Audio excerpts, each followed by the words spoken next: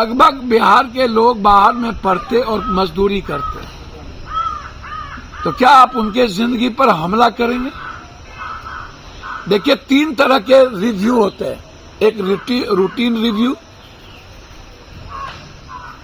जो 1 साल चलता है, समरी रिव्यू जो हर साल 1 महीने 2 महीने में खत्म होता है। अब इन्होंने स्पेशल इंटेंसिव रिव्यू दिया है और 1 महीना के अंदर इन्होंने, इसका मतलब है कि ये इंटेंसिव रिव्यू जो है इसको पूरा वोटर लिस्ट से नाम खत्म करने की प्रक्रिया, मौजूदा जो वोटर लिस्ट है उसको हटाकर एक नया वोटर लिस्ट बनाना। बिहार में 22 साल बाद चुनाव में से सिर्फ 2 महीना पहले स्पेशल इंटेंसिव रिव्यू किया जा रहा है। पहली बार इंटेंसिव रिव्यू जब किया गया था 2 साल लगे थे, अब दावा है कि 1 महीने में ही कर लिया जाएगा। 2003 के वोटर लिस्ट में नाम था तो वह नई लिस्ट में स्थापित हो जाएगा। 1987 से पहले अपने जन्म और जन्म स्थान का सर्टिफिकेट लगाना होगा। अब 1987 बाढ़ से कितने लोग पलायन कर गए? कहाँ है लोग? जिसके पास जमीन नहीं है वो कहाँ है? 1987-2004 के बीच में माता पिता में से एक जन्म और जन्म स्थान का प्रमाण पत्र। आप समझते जाइए ये हमला कितना बड़ा है।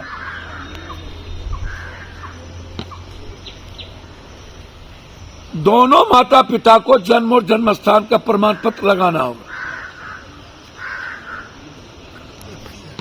कौन सा प्रमाण मान्य है? जन्म प्रमाण पत्र, जाति प्रमाण पत्र, स्कूल छोड़ने का प्रमाण पत्र।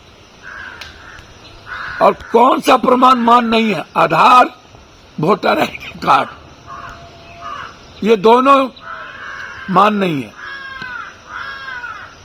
3 महीने पहले समरी रिव्यू हुआ था, उसमें स्पेशल इंटेंसिव रिव्यू क्यों नहीं किया गया? नए चुनाव आयोग ने बोला उन्होंने 1 महीने पहले ही 4000 कंसल्टेशन के लिए लोगों से, उनमें से एक भी स्पेशल इंटेंसिव रिव्यू पर चर्चा क्यों नहीं की? इतना बड़ा कदम उठाने से पहले राजनीतिक दलों से विचार विमर्श आज तक नहीं हुआ। 22 साल बाद एकाएक निर्णय लेने की जरूरत बिहार में ही क्यों पड़ी? अगर यह करना था तो मानसून के दौरान क्यों किया जा रहा? बिहार में लगभग 73% क्षेत्र बाढ़ग्रस्त है। प्रमाण पत्र ही क्यों चाहिए? आधार कार्ड क्यों नहीं, जो आज सबसे ज्यादा ऑथेंटिसिटी है? का प्रभाव करीब 4.76 करोड़ पर पड़ेगा, जिनका जन्म 1987 के बाद हुआ। इसको सबसे ज्यादा खमियाजा दलित, एसटी, एससी, ईबीसी, गरीब, निषाद, मलाह, केवट, नुनिया, चंदवंशी, शाह, चौधरी, कलवार, पासवान, राम, आदिवासी, शर्मा, ततमा, कहार, लोहार, इन पर पड़ेगा।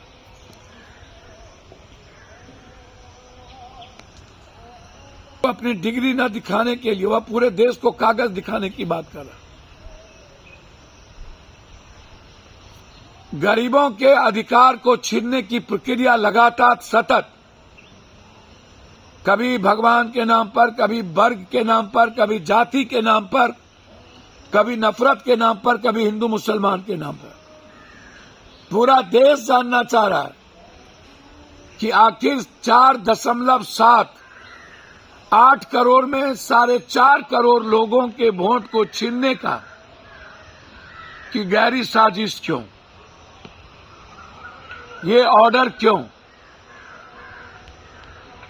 इसको समझना।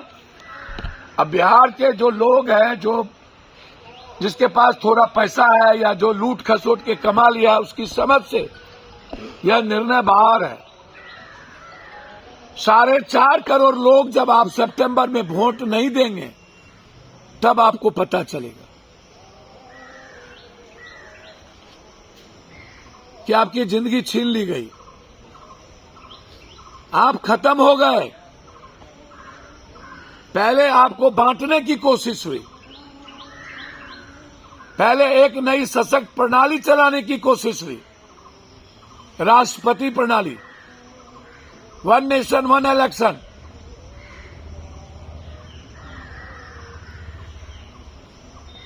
जो आदमी पहलगाम के बाद 4 आदमी जिसने गोली चलाई 47 से, उसे ढूंढ नहीं पाया 1 महीने में, 1.5 महीने में। वो 1 महीने में वोटर लिस्ट को पूरी इंटेंसिव के साथ,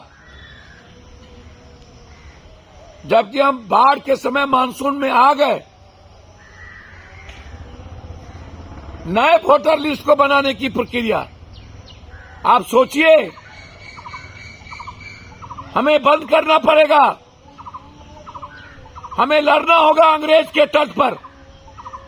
नई आजादी की बात है ये।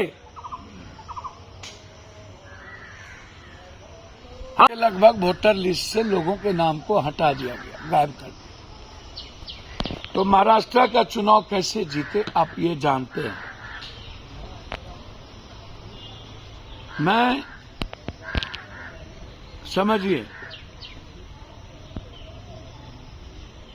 भाजपा और चुनाव आयोग का गंदा खेल को समझने का प्रयास कीजिए। जन्म प्रमाण पत्र, जाति प्रमाण